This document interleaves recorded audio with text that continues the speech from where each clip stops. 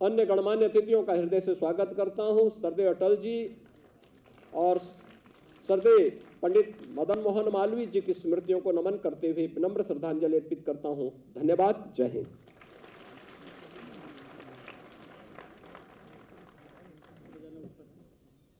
बहुत बहुत धन्यवाद, आभार माननीय मुख्यमंत्री जी आपके प्रेरणादायी उद्बोधन के लिए।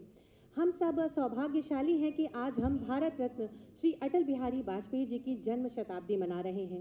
यह आयोजन भारत के माननीय रक्षा मंत्री जी की गरिमामयी उपस्थिति से भव्यतम हो गया है।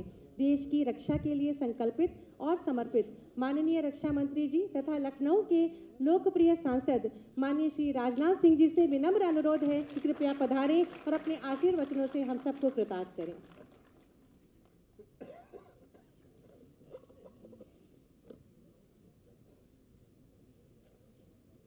उत्तर प्रदेश के मैं बैठे बैठे सोच रहा था कि उनके परफॉर्मेंस को देखते हुए मैं क्या कहूं। तो मैं कह सकता हूं कि हमारे उत्तर प्रदेश के dynamic and doer chief minister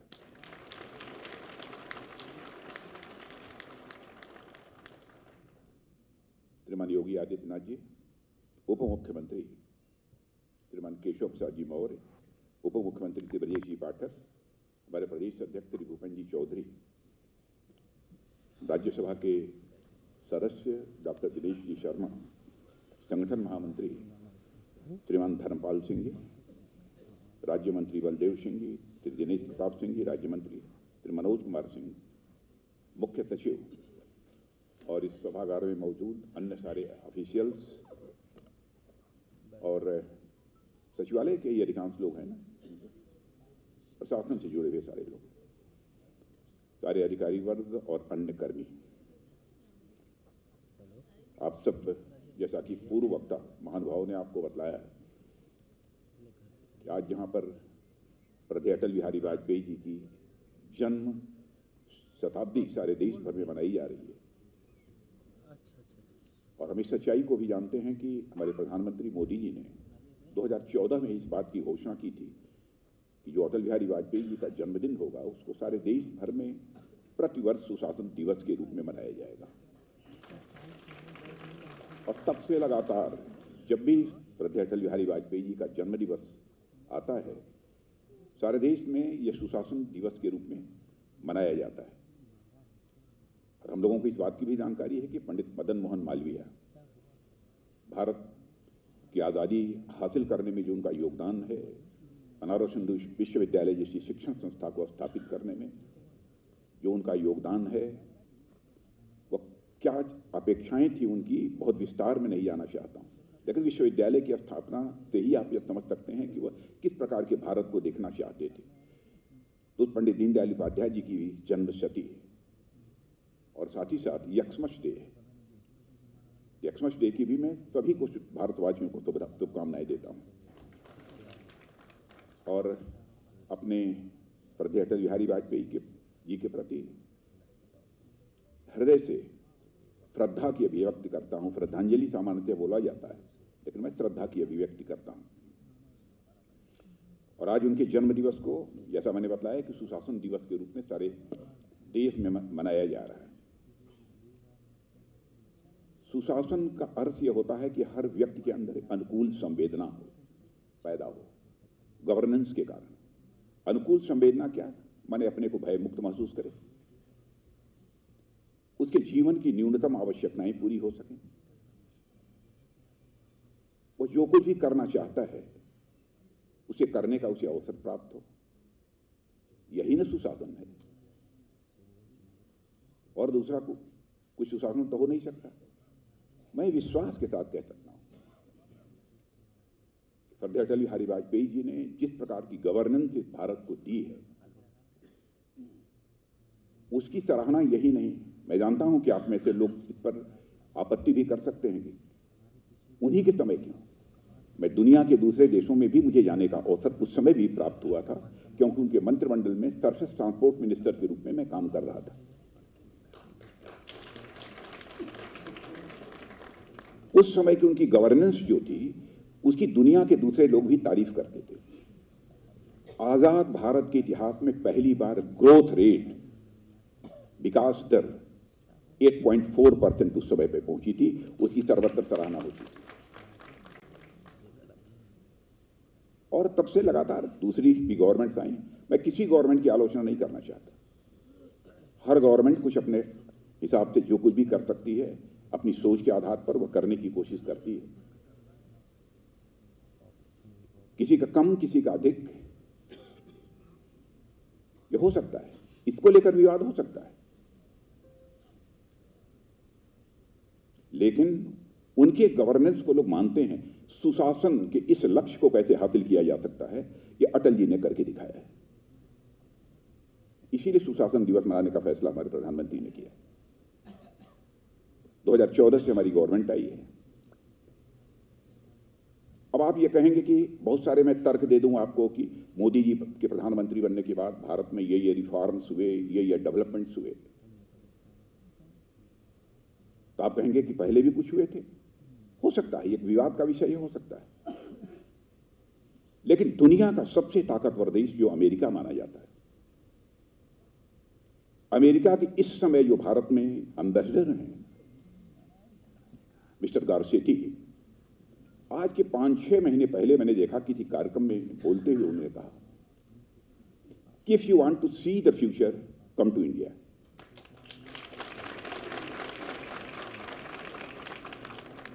If you want to feel the future, come to India. If you want to work on future, come to India.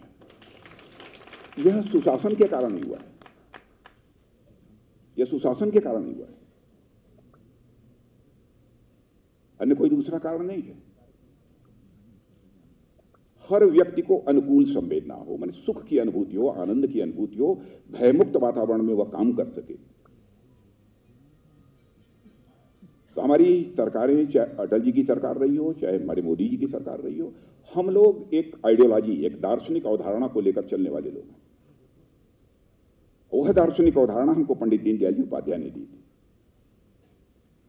और उनका कहना था कि हर मनुष्य तन, मन, बुद्धि, आत्मा 4 चीजों को मिलाकर बना हुआ है। इन चारों की न्यूनतम आवश्यकताओं को पूरा कर दो, मनुष्य अपने जीवन में सुख की प्राप्ति करेगा, आनंद की प्राप्ति करेगा और परमानंद की भी प्राप्ति करता है।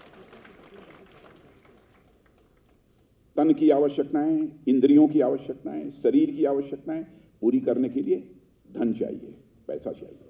मैं बहुत डिटेल में नहीं जाना चाहता। मन की आवश्यकताओं को पूरा करने के लिए सुख, मन को कैसे प्राप्त हो, आनंद की अनुभूति कैसे हो, तो मन की भी आवश्यकताएं होती हैं, वो मन की आवश्यकताएं भी पूरी होनी चाहिए। और बुद्धि, व्यक्ति पागल होगा तो न तो सुख की अनुभूति होगी, न दुख की अनुभूति होगी। इसलिए बुद्धि के सुख के लिए ज्ञान चाहिए। चौथी चीज आत्मा होती है। व्यक्ति आत्मिक दृष्टि से जितना बड़ा होता जाता है, अब मन और आत्मा, इस दोनों को मैं डिफरेंशिएट नहीं करना चाहता, लेकिन इसको डिफरेंशिएट कर सकता हूं। जैसे जैसे बड़ा होता जाएगा आपका मन, वैसे वैसे आपको सुख और आनंद की अनुभूति होती जाएगी। जैसे इसीलिए श्रद्धेय अटल बिहारी वाजपेयी जी ने कहा था, छोटे मन से कोई बड़ा नहीं हो सकता, टूटे मन से कोई खड़ा नहीं हो सकता।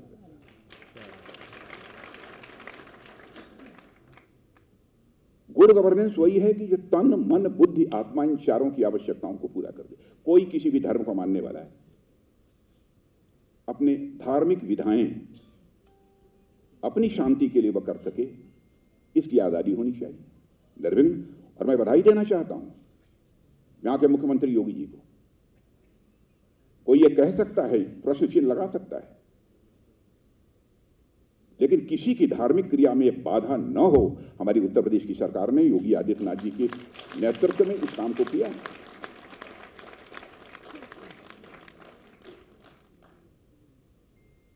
लोगों की न्यूनतम आवश्यकताएं पूरी हों। हमारे प्रधानमंत्री मोदी जी न्यूनतम आवश्यकताओं को पूरा करने के लिए 80 करोड़ लोगों को निःशुल्क राशन मुहैया करा रहे हैं।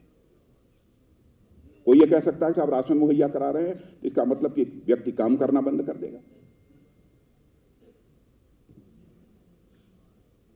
यानी जो उसको काम करने का अवसर भी मिलना चाहिए, वह भी मुहैया कराने का प्रयास हो रहा है। मैंने बहुत डिटेल में जाऊंगा तो घंटे 2 घंटे का भाषण होगा, उस डिटेल में नहीं जाना चाहता। मैं केवल एक ही बात रखना चाहता हूं। पिछले 8 वर्षों के अंदर ही भारत में 25 करोड़ लोग गरीबी रेखा के बाहर हुए हैं। ये कैसे हुए? लोगों की न्यूनतम आवश्यकताएं पूरी नहीं हुई हैं, लोगों की वित्तीय आवश्यकताएं यदि पूरी नहीं हुई हैं तो 25 करोड़ लोग गरीबी रेखा से बाहर कैसे हुए? यही गुड गवर्नेंस है, यही गुड गवर्नेंस है। इंद्रियों की आवश्यकता को पूरा करने के लिए धन चाहिए, मन की आवश्यकता को पूरा करने के लिए मान, सम्मान, स्वाभिमान चाहिए। तन की आवश्यकता को पूरा करने के लिए धन धान चाहिए, मन की आवश्यकता को पूरा करने के लिए मान, सम्मान, स्वाभिमान चाहिए। बुद्ध की आवश्यकता को पूरा करने के लिए ज्ञान चाहिए और आत्मा की आवश्यकता को पूरा करने के लिए भगवान चाहिए।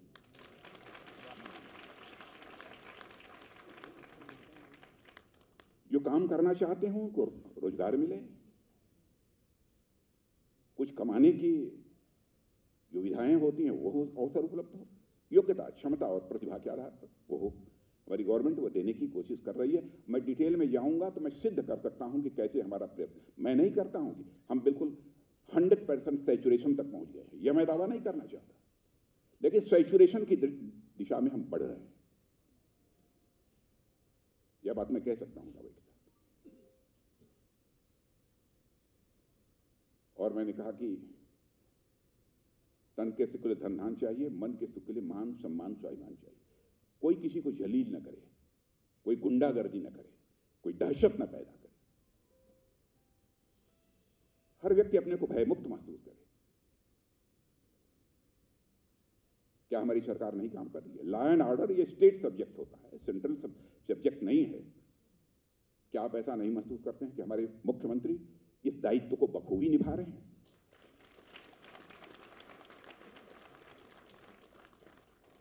समाज भयमुक्त होना चाहिए, तभी हर व्यक्ति सुख और आनंद की प्राप्ति करेगा। जो बोलना चाहे बोले, लेकिन मर्यादाओं का अतिक्रमण नहीं होना चाहिए बोलने में। जमकर बोले, किसने रोका है? सभी के लिए शिक्षा की व्यवस्था गवर्नमेंट ने किया ही है, प्रारंभ से चल रही है, और उसमें इंप्रूवमेंट लाने के लिए अब कोई मेडिकल एजुकेशन प्राप्त करना चाहता, आप जानते हैं कि हमारी गवर्नमेंट आने के बाद नंबर कितना बढ़ा, एग्जैक्ट फिगर हमारे पास नहीं है, लेकिन 2014 के पहले जितने हमारे एम्स थे, जितने हॉस्पिटल थे, जितनी शिक्षण संस्थाएं थी, जितनी यूनिवर्सिटीज थी, 2 गुना, 2.5 गुना, 3 गुना वृद्धि हुई है। मैं दावे के साथ में कह सकता हूं, मैं फिगर हमारे पास नहीं है तो मैं देती हूं। यह सब सारा प्रयत्न ज्ञान के लिए भी, लोगों को ज्ञान प्राप्त हो, शिक्षा प्राप्त हो, अच्छी शिक्षा प्राप्त हो। अभी हमारी जो एजुकेशन पॉलिसी थी उसमें जिस तरीके से रिफॉर्म गवर्नमेंट ने किया है, अब उसको कोई जाकर देखे, पढ़े कि हम उस रिफॉर्म से क्या अचीव करना चाहते हैं, तब उसको एहसास होगा। और आत्मा के सुख के लिए भगवान चाहिए, मैंने कह दिया। लोग कहें भगवान कहां से लाके दे देंगे? मित्रों, ये मन है ना, आप आत्मा में कहूंगा तो समझाने में बहुत लंबा समय लगा, उसको थोड़ा देर के लिए मन ही मान लो। जैसे जैसे मान लो थोड़ी देर के लिए कि आत्मा, कोई पढ़े लिखे लोग हैं इसलिए मैं ये सब सारी बातें बोल रहा हूं, हाईली एजुकेटेड लोग भी यहां पर है। थोड़ी देर के लिए मान लो कि आप आत्मा या सर्किल है, दिस इज ओनली इमेजिनेशन, या केवल एक कल्पना है। मान लीजिए थोड़ी देर के लिए आत्मा है। आत्मा का सुख कैसे मिलेगा? जब छोटे मासूम रोते हुए बच्चे को मां जमीन से उठाकर उसे अपने सीने से लगा लेती है, तो मां को जो उस समय सुख मिलता है वो शरीर का सुख नहीं होता, वो बुद्धि का सुख नहीं होता, वह आत्मा का सुख होता है। और जैसे जैसे यह उसको बड़ा करते चले जाएंगे, सर्किल को, उसके वृत्त को, उसके सर्कमफेरेंस को, उसकी परिधि को, उसी रेशियो में मैग्नीट्यूड ऑफ सुख, मैग्नीट्यूड ऑफ आनंद बढ़ता चला जाएगा, और एक क्षण वही आएगा कि परमानंद की प्राप्ति होगी, परमात्मा की प्राप्ति होगी। अब इसे मैथमेटिकल इक्वेशन में कहना हो तो आप यूं कह सकते हैं कि सर्कमफेरेंस ऑफ मन is directly proportional to the magnitude of सुख। circumference of Mann is directly proportional to the magnitude of Anand. Circumference of Mann is directly proportional to magnitude of, गलत बोलने जा रहा हूं, मैग्नीट्यूड परमानंद का कोई मैग्नीट्यूड नहीं होता है, वो अनंत है, असीम है। परमात्मा की प्राप्ति होगी तो तन के सुख के लिए धन धान चाहिए, मन के सुख के लिए मान सम्मान चाहिए, बुद्धि के सुख के लिए ज्ञान चाहिए और आत्मा के लिए सुख के लिए भगवान चाहिए। यह जो सरकार उपलब्ध करा दे उसी सरकार का मान लीजिए सुशासन दे रही।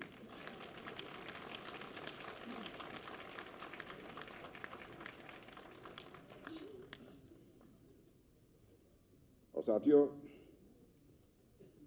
वैसे बहुत सारे जो स्टेप्स जो हमारे श्रद्धेय अटल बिहारी वाजपेयी जी ने उसने लिए थे, बहुत सारी। मेरा यह सौभाग्य रहा है कि जब प्रधानमंत्री बने थे 99 में, उन्होंने जो गोल्डन क्वाड्रिलेटरल की योजना प्रारंभ की थी, स्वर्णिम चतुर्भुज की और north south east west corridor की, तो उस समय मैं पार्टी का प्रदेश अध्यक्ष था, तो उन्होंने मुझे कहा कि नहीं चलो यहाँ आओ और हमारे मंत्रिमंडल में शामिल हो जाओ, और मुझे अपने मंत्रिमंडल में शामिल किया था। रोड ट्रांसपोर्ट भी था, शिपिंग भी था, वाटरवेज था, सब था। उसी समय यह सिलसिला प्रारंभ हुआ। कैसे धन की व्यवस्था की थी उस डिटेल में भी मैं नहीं जाना चाहूंगा क्योंकि लंबा समय लगेगा। और अटल जी का जो रोड कनेक्टिविटी का संकल्प था मित्रों, वह केवल शहरों को, बड़े शहरों को जोड़ने तक ही सीमित नहीं था, बल्कि उन्होंने देश के गांवों को भी अच्छी क्वालिटी की पक्की सड़कों से जोड़ने का संकल्प किया और उसे काफी हद तक पूरा किया। और आज हमारी सरकार 100% सैचुरेशन की स्थिति में पहुंच रही है। और टेलीकॉम सेक्टर में भी जो उन्होंने बड़े पैमाने पर बदलाव किए उससे आप परिचित हैं। मोबाइल रिवॉल्यूशन, मोबाइल की क्रांति भी यदि किसी ने लाने का काम किया था तो श्रद्धेय अटल बिहारी वाजपेयी जी ने किया था। और मोबाइल रिवॉल्यूशन होने के कारण किस तरीके से डेवलपमेंट तेजी से हुआ है, भारत विकास के किस पायदान पर आकर खड़ा हो गया है, इसकी आप सहज ही कल्पना कर सकते हैं। अंत्योदय योजना अटल बिहारी वाजपेयी जी की प्रारंभ की हुई थी। अब देखिए, अंत्योदय योजना, रसोई गैस, बुनियादी जरूरतें, माने मनुष्य की न्यूनतम आवश्यकताएं पूरी होनी चाहिए तभी सुख प्राप्त करेगा, वही सुशासन है। इन सब सारी चीजों की उन्होंने चिंता की थी। और इसी प्रकार कई स्टेप्स उन्होंने लिए थे। और एक बात मैं दावे के साथ कर, करप्शन का कोई आरोप नहीं लगाता। और मैं कह सकता हूं कि 10 वर्षों से अधिक का समय हो गया, मेरी भी गवर्नमेंट के ऊपर कोई भी व्यक्ति, भारत ही नहीं दुनिया का अंगुली उठाकर नहीं कह सकता करप्शन का एक चार्ज किसी भी मंत्री के ऊपर लगा। यही सुशासन है ना। और वो अभी गवर्नमेंट आपने देखी है, 2G स्कैम में केवल आरोप ही नहीं लगता है बल्कि जेल की हवा खानी पड़ती है। कम से कम हमारी गवर्नमेंट ने ऐसे हालात तो पैदा नहीं किए ना। और हमारी सरकार गरीबों को समर्पित है। आधार भारत के इतिहास में पहली बार किसी प्रधानमंत्री ने प्रधानमंत्री की शपथ लेने के साथ यह संकल्प लिया था। हमारे प्रधानमंत्री श्री नरेंद्र मोदी जी ने यह संकल्प लिया था। इसीलिए कुशासन को समाप्त कर सुशासन लाना, यह हमारी गवर्नमेंट का एक सबसे बड़ा संकल्प है। ऐसे कई निर्णय, ईज ऑफ डूइंग, जहां तक मेरी जानकारी है कि मोर देन 1500 ऐसे कानून थे जो फालतू कानून थे जिनके कारण लोगों को परेशानी होती थी। 1500 कानूनों को हमारी इस मोदी जी लेड गवर्नमेंट ने जो समाप्त कर दिया ताकि अनावश्यक इन सब सारी चीजों में उलझना न पड़े। ईज ऑफ लिविंग, लोगों के रहने में, माने अपनी जिंदगी गुजारने में किसी प्रकार की असुविधा न मिले, न हो, इसके कारण भी कई काम इस गवर्नमेंट ने किया है। पहले आप देखे होंगे कि डॉक्यूमेंट्स वगैरह को सर्टिफाई करना रहता था, सत्यापित यदि करना होता था तो लोग गैजेट ऑफिसर के पास जाते थे। और हमारे बच्चों को तो मैंने देखा था कई दिन लग जाते थे, गैजेट ऑफिसर के पास पहुंच ही नहीं पाते। सेल्फ सर्टिफिकेशन की व्यवस्था यदि पहली बार किसी गवर्नमेंट ने की है तो हमारी गवर्नमेंट ने की। आप स्वयं प्रमाणित कर दो। और क्लास 4 का तो इंटरव्यू समाप्त हो गया है ना, क्यों मनोज सिंह? हाँ, क्लास 4 का बिल्कुल समाप्त है। और मैं आपको यह भी बतलाना चाहता हूं, ये फिगर हमारे पास, इससे देश में ईज ऑफ डूइंग बिजनेस को जहां बढ़ावा मिला, वहीं भारत आज ease of doing business ranking में जो कभी 140वें स्थान पर था, आज वह 50वें स्थान पर आकर खड़ा हो गया। और मेरी बात आप सुन लो, ये मेरी बात आप सुन लो, 5 साल समाप्त होते होते यह 50वें से और नीचे उतरकर दुनिया में यह 15वें 20वें स्थान पर आकर खड़ा हो जाएगा। और आगे भी 5 साल का यदि अवसर मिल गया तो 0। DBT system, direct benefit transfer system, मैं आपको याद दिलाना चाहता हूं कि राजीव गांधी जी हमारे प्रधानमंत्री थे। मैं आलोचना नहीं करना चाहता, मैं किसी प्रधानमंत्री की जीवन में आलोचना नहीं की, किसी प्रधानमंत्री। मैं मानता हूं कि प्रधानमंत्री नहीं होता है, बल्कि वह इंस्टीट्यूशन होता है, एक संस्था होता है। इसलिए मैं किसी की आलोचना नहीं कर रहा, मैं आलोचना नहीं कर रहा हूं। राजीव गांधी जी भारत के प्रधानमंत्री थे। राजीव गांधी की एक दिल की वेदना थी, तड़पन थी, कहे मैं क्या करूं, 100 पैसा मैं दिल्ली से भेजता हूं, लेकिन धरातल पर पहुंचते पहुंचते, समाज की अंतिम सीढ़ी पर बैठे व्यक्ति तक पहुंचते पहुंचते बामुश्किल 100 पैसे में 14 पैसा पहुंच पाता है।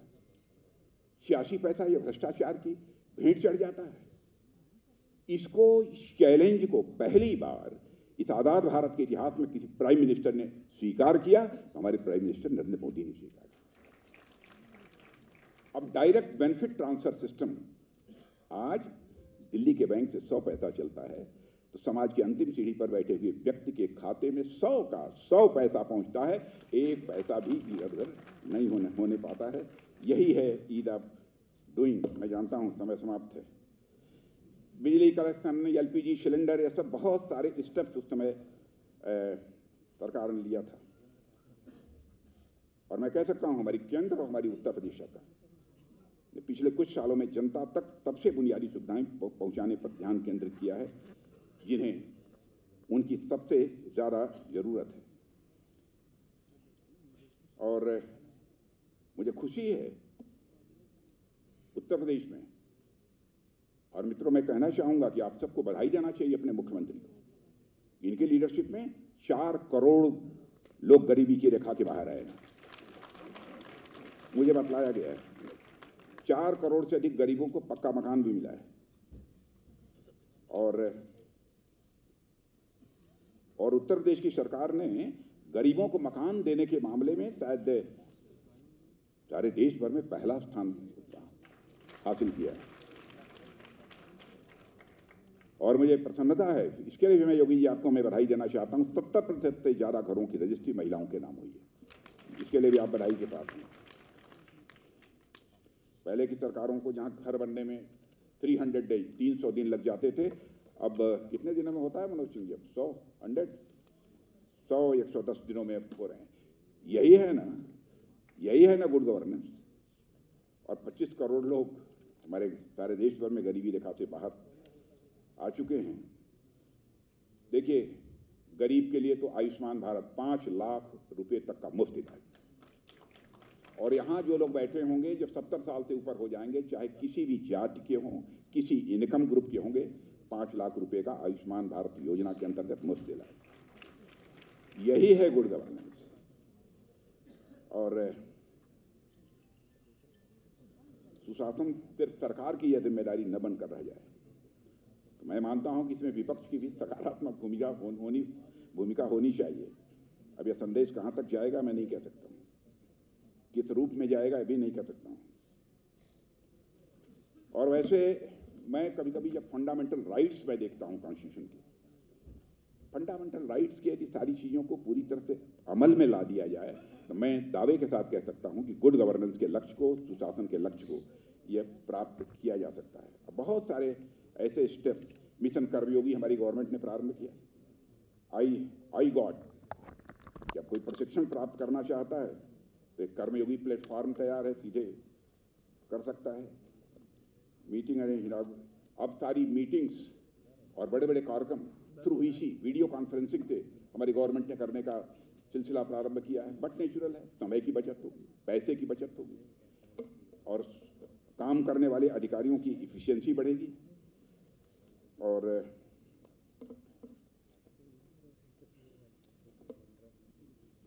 एक बहुत महत्वपूर्ण काम जो गवर्नमेंट ने किया है, नए आईपीसी और सीआरपीसी लॉज। मैं समझता हूं कि आप लोग यदि पढ़ेंगे तो ये नए कानून बने हैं आईपीसी सीआरपीसी के, मैं दावे के साथ कह सकता हूं, आपसे स्वीकार करेंगे कि गुड गवर्नेंस की दिशा में अथवा लोगों को न्यूनतम कठिनाइयों का सामना करना पड़े, इस दृष्टि से यह जो सुधार हुआ है ये बहुत ही महत्वपूर्ण सुधार है और इसकी सभी सराहना करेंगे। मुझे पक्का विश्वास है कैसे कैसे इसका लाभ होता मैं डिटेल में जाता, लेकिन समयाभाव है, समय जरूरत से ज़्यादा हो गया है, इसलिए इससे ज़्यादा कुछ न कहते हुए पुनः उत्तर प्रदेश सरकार द्वारा आयोजित इस सुशासन दिवस पर कार्यक्रम के लिए मैं जहाँ पर मुख्यमंत्री जी को बधाई देता हूँ, वहीं पर मैं पूरे अधिकारी वर्ग को भी अपनी तरफ से हार्दिक बधाई देता हूँ इस भव्य कार्यक्रम के आयोजन के लिए। और हृदय की गहराइयों से श्रद्धेय अटल बिहारी वाजपेयी जी के प्रति श्रद्धा की अभिव्यक्ति करते हुए और पंडित दीनदयाल जी, पंडित मदन मोहन मालवीय जी को यहाँ पर स्मरण करते हुए मैं अपना निवेदन समाप्त करता हूँ। बहुत बहुत धन्यवाद।